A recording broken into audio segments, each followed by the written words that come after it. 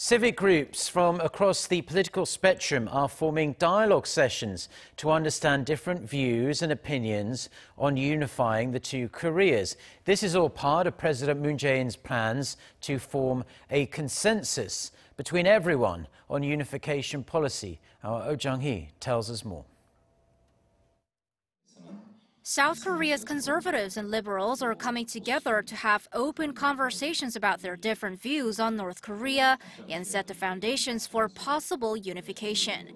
Major civic groups from both sides of the political spectrum, as well as neutrals and religious groups, launched a civilian movement last week to promote a social dialogue on unification.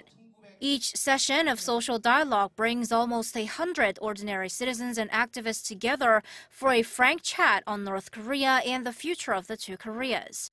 The ultimate aim of this joint movement by the government and civil society is to come up with a national unification contract, President Moon Jae-in's goal of forming a public consensus on unification in North Korea.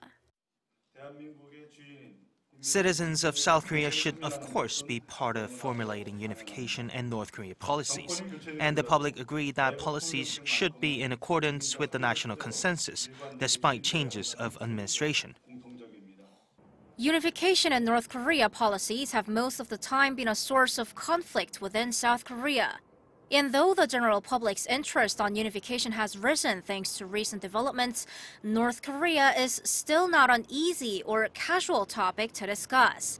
This is because of the politically sensitive nature of the topic and also the growing indifference toward North Korea, especially among the younger generation.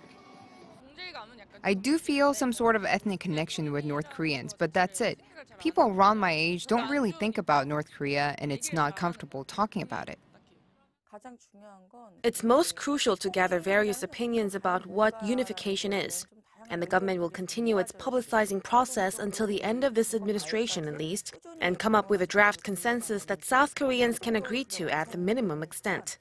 It's impossible to come up with a perfect draft that everybody's satisfied with.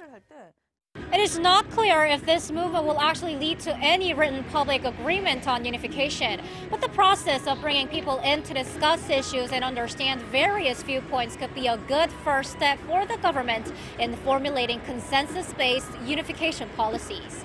Oh Jung-hee, Arirang News.